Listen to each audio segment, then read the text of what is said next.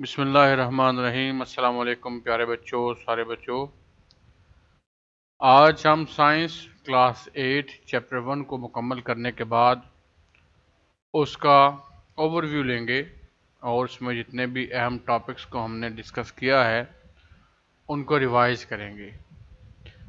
تو اگر آپ کو ان کی پوری ڈیٹیل چاہیے ہو تو آپ اس سے ریلیٹڈ ٹاپک کو سرچ کر کے اس کو دیکھ سکتے ہیں، اور ہر ایک چیز کو ٹاپک وائز لیکچرز کی شکل میں اپلوڈ کر دیا گیا ہے۔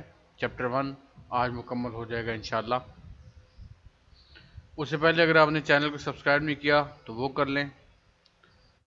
اگر ویڈیو کو پسند آئے دوستوں کے ساتھ اس کو شیئر بھی کیجیے گا، اس کو لائک بھی کیجیے گا۔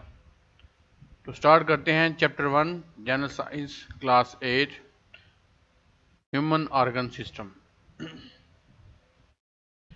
کی پوائنٹس اس کے آج ہم نے پڑھنے ہیں۔ Nervous system carries messages from one part of the body to اندر۔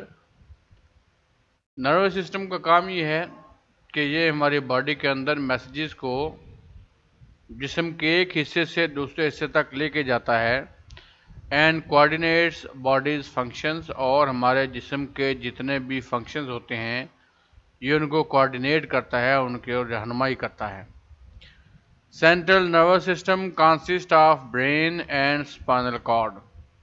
ہمارا جو سینٹرل نروس سسٹم ہے، یعنی نروس سسٹم کے جو سب سے اہم حصے ہیں وہ دو ہیں۔ ان میں ایک ہمارا دماغ ہے اور دوسرا ہماری ریڑھ کی ہڈی ہے جس کو اسپائنل کارڈ کہتے ہیں۔ Peripheral nervous system consist of a network of nervous.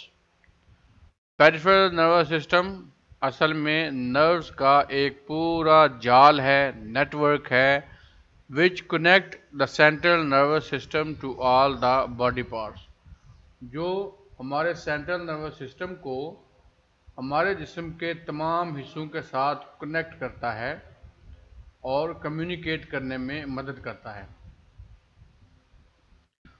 Motor neurons carry messages from central nervous system to muscles. اس سے پہلے sensory nerves carry messages from sense organs to central nervous system. ہمارے جو sensory nerves ہیں ان کا کام ہے کسی چیز کو محسوس کرنا۔ یہ جو بھی محسوس کرتے ہیں اس کا پیغام لے کر ہمارے سینٹرل نروس سسٹم کے پاس جاتے ہیں، جس کے بعد وہ ڈیسیژن لیتا ہے، فیصلہ کرتا ہے کہ اس کا ریئیکشن میں نے کیسے دینا ہے۔ اور پھر motor neurons carry messages from central nervous system to muscles and glands. Motor neurons واپس وہ میسیج لے کے آتے ہیں ہمارے مسلز اور گلینڈز کی طرف، اس کا جواب کیسے دینا ہے۔ Interneurons are present in brain and spinal cord. Interneuron ہمارے دماغ اور ہماری ریڑھ کی ہڈی میں موجود ہیں۔ ان کا کام یہ ہوتا ہے کہ یہ سینٹرل نروس سسٹم کو کمیونیکیٹ کرواتے ہیں جو ہمارے موٹر نیورونز اور سینسری نیورونز ہیں ان کے ساتھ۔ They form a link between sensory neurons and motor neurons. یہ ان دونوں کے درمیان ایک رابطہ قائم کرواتے ہیں، لنک بناتے ہیں۔ The actions which are performed under conscious control are called voluntary actions۔ ہمارے وہ کام جو ہم سوچ سمجھ کر کرتے ہیں، اپنے ارادے سے کرتے ہیں، ہمیں پہلے پتہ ہوتا ہے کہ ہم یہ کرنے لگے ہیں، یہ کام والنٹری ایکشنز کہلاتے ہیں۔ The actions which are performed without involvement of thinking process are called involuntary actions۔ ہمارے وہ کام جو ہم بغیر سوچے سمجھے کرتے ہیں یا اچانک ہم کسی چیز کا ریئیکٹ کرتے ہیں، رد عمل دیتے ہیں، یا ہماری باڈی جب یکدم سے کوئی موو کرتی ہے تو ہماری وہ موومنٹ کیونکہ سوچی سمجھی نہیں ہوتی، اس لیے اس کو انوالنٹری ایکشن کہا جاتا ہے۔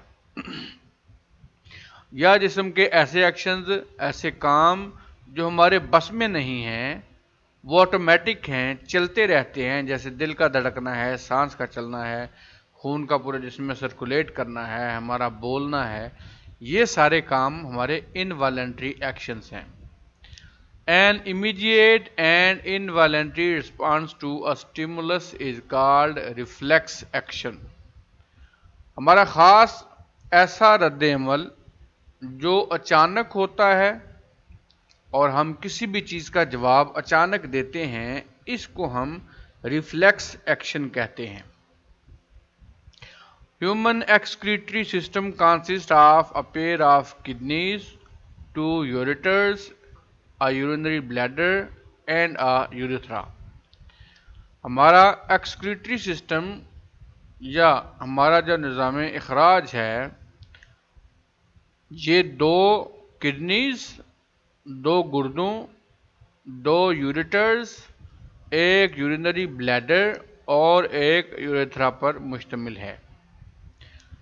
اس میں 2 کڈنیز ہماری وہ ہیں جو سارے پانی کو اکٹھا کرتی ہیں، یوریٹرز 2 وہ ہیں جو ان کو آگے کلیننگ کرتے ہیں، یورینری بلیڈر وہ ہے جس میں سارا ویسٹ جمع ہوتا ہے اور تھرو یوریتھرا وہ ہمارے جسم سے خارج ہو جاتا ہے.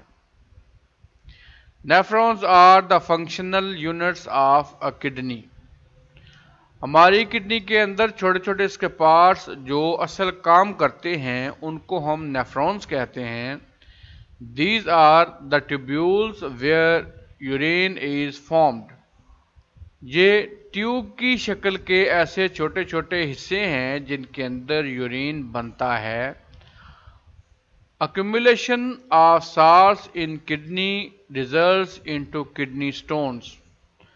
ہماری کڈنی کے اندر جو سالٹ یا دوسری بھاری چیزیں جمع ہوتی رہتی ہیں، ان کے جمع ہونے سے ہی کڈنی کے اندر پتھری بننے کا یا سٹون بننے کا عمل شروع ہوتا ہے. Kidney stone can be removed by using more water. اس پتھری کا علاج یا اس پتھری کو دور ہم کر سکتے ہیں زیادہ پانی پی کے، بائی لیتھوٹرپسی.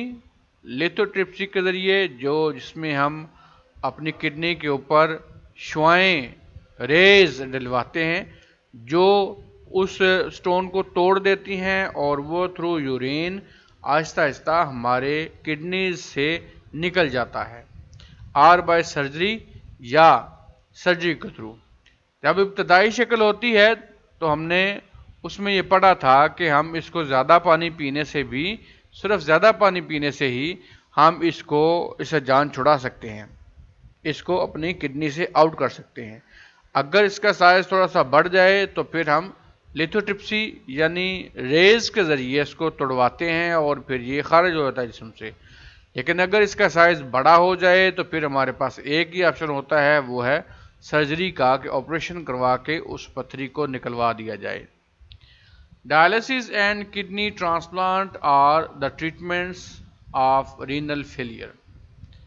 اگر خدا نخواستہ ہمارے کڈنی یا ہمارے گردے بالکل کام کرنا چھوڑ دیں یا ان کو کوئی ایک حصہ کام کرنا چھوڑ دے کسی بھی وجہ سے، بے شک وہ زیادہ دیر تک انفیکشن آنے کی وجہ سے ہے یا ہمارے جو کھانے پینے کی عادات ہیں ان کے غلط ہونے کی وجہ سے ہے، تو اگر ہمارا یا خون کی سپلائی یا قدم رک جانے کی وجہ سے ہے، تو اگر ہمارا گردہ، ہماری کڈنی مکمل کام کرنا یا اس کو کوئی حصہ کام کرنا مکمل طور پہ چھوڑ دے، اس کے لیے ہمارے پاس 2 آپشنز ہیں. پہلا ہے ڈائیلسس کا جو مشین کے تھرو ہوتا ہے، جس کو ڈائلائزر کہتے ہیں، اور اس کو ہمارے جسم کے ساتھ لگا کے ہمارے خون کو صاف کیا جاتا ہے، جو بعض اوقات 3 دن بعد، بعض اوقات 1 ہفتے بعد بھی ہوتا ہے.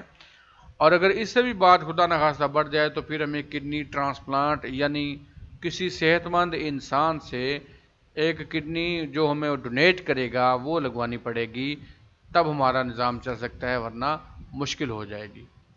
یہ ہمارے سارے اہم ٹاپکس تھے. امید ہے آپ کو ان کی سمجھ آ گئی ہوگی. اگر ان کی زیادہ ڈیٹیل چاہیے تو آپ اس ٹاپک کو اسی چینل پہ سرچ کر سکتے ہیں، آپ کو پوری ڈیٹیل مل جائے گی. اگر ویڈیو پسند آئی لائک اور شیئر کر دیں، چینل کو سبسکرائب کر دیں. اپنا اور اپنے اس چینل کا بہت سا خیال رکھیے گا. اللہ حافظ.